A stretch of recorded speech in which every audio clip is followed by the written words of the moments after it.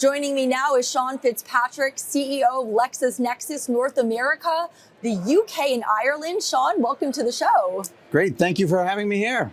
As I shared with you, I have used LexisNexis a lot in my journalism career. I know there's more of an emphasis on legal right now. Yeah. What are LexisNexis's core offerings? Yeah, so our strategy, and this goes way back before generative AI, but it's to use the best available technology to serve our customers in more modern and relevant ways. And then to take our content assets, we have one of the world's largest repositories of authoritative legal material, and much of that's proprietary.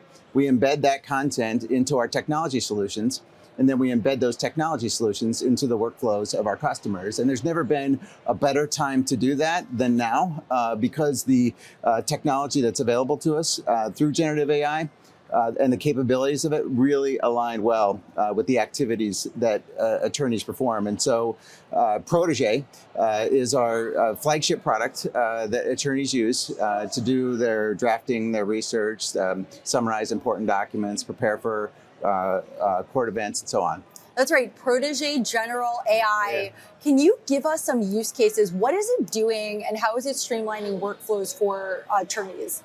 Yeah, so if you're a litigator, for example, one of the activities that would happen in a litigation would be you would have to depose people, right? So an attorney can take all the documents related to a case that they're working on, they can upload those into a vault, and they can then ask Prote to generate a list of questions for the deposition, for example.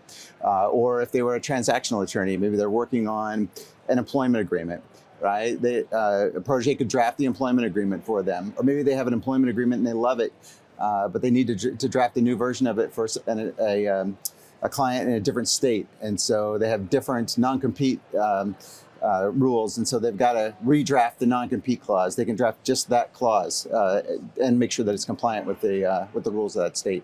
What reactions are you getting from customers? I know that you serve 50,000 law firms across the United States. Yeah, so there are about 1.1 million attorneys in the United States and about 100,000 law firms. Roughly half of those are our customers, so about 50,000 of them. We're getting great responses. Forrester did a study.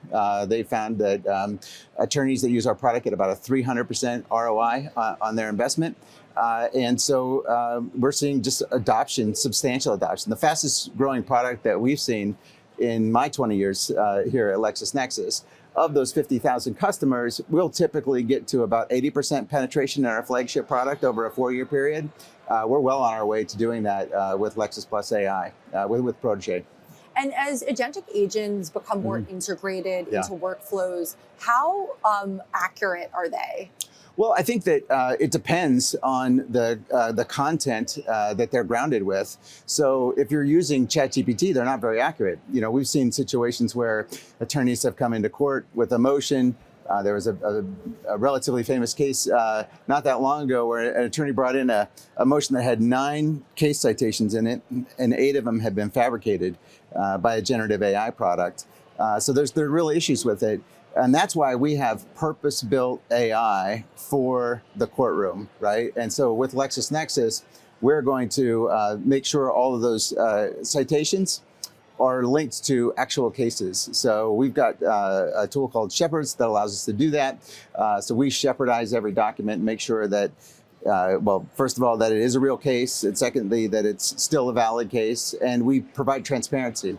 So if there's a citation in a motion that's been created by our product, an attorney can click on it, they can go directly into our system and see that case. And also, I know your systems are handling very sensitive data. Yeah. What are you doing to ensure safety, making sure there's no data leaks, et cetera? Yeah, so we've been dealing with the most sensitive documents in the world for 50 years, right? And this is one of the reasons that customers come to LexisNexis, because they know that they can trust LexisNexis with their documents. They know we have the highest level of encryption and data governance standards within our system. All right, and what is next for LexisNexis? Yeah, well, we're just going to continue to innovate with our customers. We have a very customer-driven process. When generative AI first came out, we reached out to our customers. We created what's called an insider program. We said, help us understand how we can use this technology to serve you better.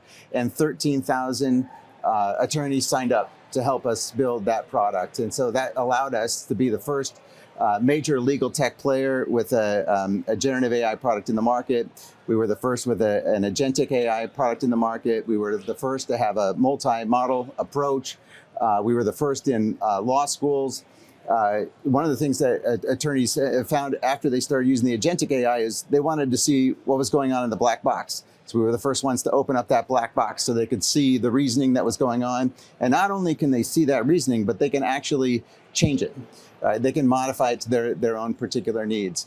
And if you look at all the different types of attorneys there are, and all of the different activities that exist on those different workflows, there's tens of thousands of them, right? And so what we're doing is we continue to work with our customers to identify what are the next big opportunities to automate tasks that they used to perform manually, and do that through generative AI. So we have the biggest backlog of product innovation ideas that we've ever had, and they're all coming from our customers.